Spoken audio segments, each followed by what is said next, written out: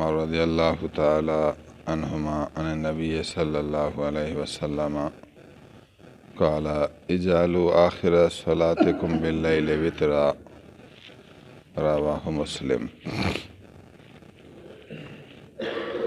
حضور صلی اللہ علیہ وسلم نے ارشاد فرمایا، کوشش کرو کہ تمہاری رات کی آخری نماز وتر ہو۔ وتر کا وقت نماز عشاء کے بعد شروع ہے صبح صادق تک۔ فجر کی اذان اپنے ٹائم پر ملے تو فجر کی اذان تک وتر پڑھنے کا وقت ہے۔ عشاء کے بعد پڑھیں، 12 بجے پڑھیں، 3 بجے پڑھیں، 5 بجے پڑھیں، صحیح ہے۔ لیکن جو آدمی سحری کے وقت اٹھنے کا عادی ہے، ہمیشہ نفل کو اٹھتا ہے، تو اس کے لیے ثواب زیادہ یہ ہے کہ وتر وہ آخر میں پڑھے، تہجد بھی پڑھے، تہجد کے بعد آخر میں وتر پڑھے۔ وتر کے بعد صرف 2 رکعت پڑھنے کی اجازت ہے۔ ابتداءً آدمی نماز شروع کرتا ہے، وہ بھی 2 رکعتیں ہلکی اور آخرت میں بھی 2 رکعتیں ہلکی، اس کا اعتبار نہیں ہوتا۔ اگر وتر رات کے آخر میں پڑھے گا تو ثواب زیادہ ہوگا۔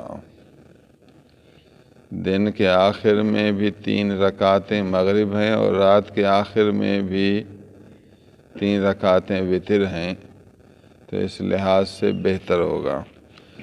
اگر کوئی شخص سمجھے کہ میں شاید سحری کے وقت نہ اٹھوں تو پھر نیند سے پہلے وتر پڑھے، تاکہ ایسا نہ ہو کہ افضل کی وجہ سے واجب بھی چھوٹ جائے۔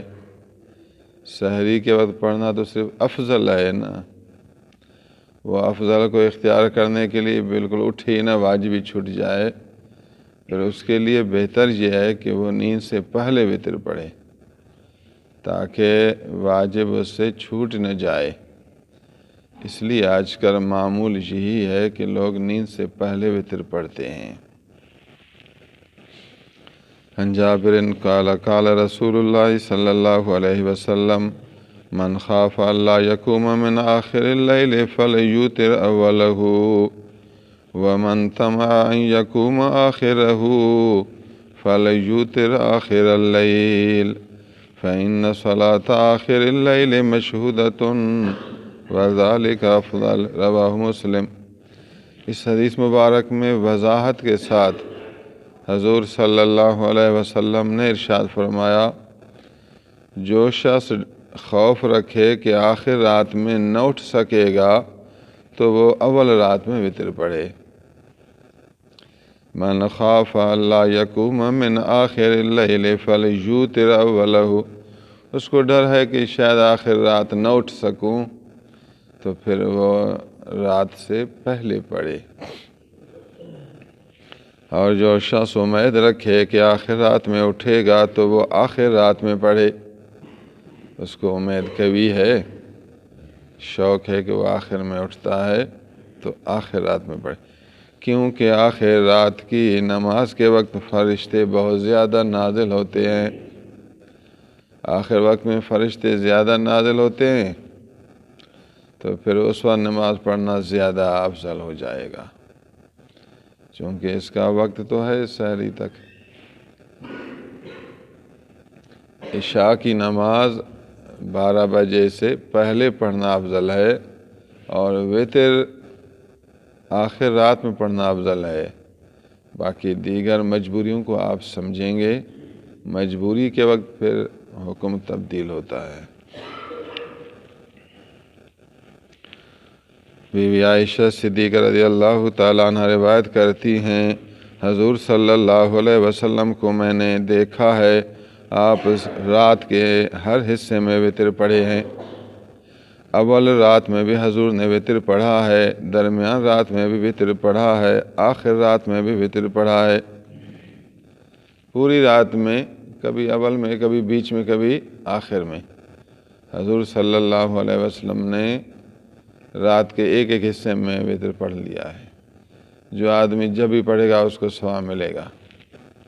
یہ حضور صلی اللہ علیہ وسلم کا امت پر کرم ہے، اور اپنی زندگی میں بے تکلف عمل ہے کہ زور دے کر ایک چیز پر تنگ کرنا نہیں۔ اللہ نے سہولت دی ہے تو جو سہولتیں سب حاصل کرو، کبھی نیند، کبھی نماز، کبھی کس ٹائم وتر پڑھا، توجہ ادھر ہے، لیکن اپنے آپ کو تنگ کرنا نہیں ہے۔ من کل اللیل اوتر رسول اللہ صلی اللہ علیہ وسلم من اول اللیل وأوسطه وآخرہ وانتہا وترہ الی السحر۔ کبھی کبھی بالکل آخری وہ فجر صادق کے وقت وتر پڑھتے تھے۔ حضرت ابو ہریرہ رضی اللہ تعالیٰ عنہ روایت کرتے ہیں، حضور نے مجھے 3 نصیحتیں کی۔ حضور نے مجھے 3 چیزیں حکم فرمائی۔ نمبر اول کہ ہر مہینے میں 3 دن روزے رکھوں، بہت بڑی عبادت ہے۔ ہر مہینے میں 3 دن روزے، پہلے عشرے میں ایک، دوسرے عشرے میں ایک، تیسرے عشرے میں ایک، یہ بھی صحیح ہے، یا چاند کے 13، 14، 15 کو، 13، 14، 15 کو مہینے میں 3 دن روزہ۔ ایک روزے کا ثواب 10 دن کا، تو 3 روزے کا ثواب 30 دن کا، یوں سمجھو پورے مہینے کا اس نے روزہ رکھا، مسلسل روزہ۔ نمبر 2، حضور نے فرمایا آپ چاشت کی 2 رکعتیں پڑھو۔ سورج نکلے اس کے بعد کچھ روشنی ہو جائے تو آپ 2 رکعتیں پڑھیں، یہ تہجد کا بدل ہے۔ نمبر 3 فرمایا نیند سے پہلے وتر پڑھو، چونکہ آپ رات کو نہیں جاگتے، مسائل کا کام کرتے ہیں حدیث کا، تو آپ نیند کریں، وتر پہلے پڑھ لیں نیند سے، اور تہجد آپ چاشت کے وقت بدل پڑھ لیں۔ حضور صلی اللہ علیہ وسلم نے مجھے یہ 3 نصیحتیں فرمائیں، الحمدللہ میں ان پر عمل کر رہا ہوں۔ یہ حضرت ابو ہریرہ رضی اللہ تعالیٰ عنہ کا حکم مبارک ہے۔ حالانکہ اس کو نہ بیوی تھی، نہ اس کو بچے تھے، نہ اس کو گھر تھا، یہ لانگری تھا۔ حضرت ابو ہریرہ رضی اللہ تعالیٰ عنہ مدینہ شریف میں لانگری ہوتا تھا، حضور صلی اللہ علیہ وسلم کے حوالے ہوتا، لنگر کا کام کرتا تھا، بس جو خدمت ہوتی کرتا تھا، حضور کی حدیثوں کو یاد کرتا۔ فرماتے ہیں رات کو میں اٹھ نہیں سکتا تھا، حضور نے مجھے اجازت دی، فرمایا آپ چاشت پڑھو اور وتر نیند سے پہلے پڑھو، عبادت میں ہر مہینے میں 3 دن روزے رکھو۔ اللہ عز و جل ہمیں نیکوکار بنائے، دینی مسائل سمجھنے، عمل کرنے کی توفیق عنایت کرے۔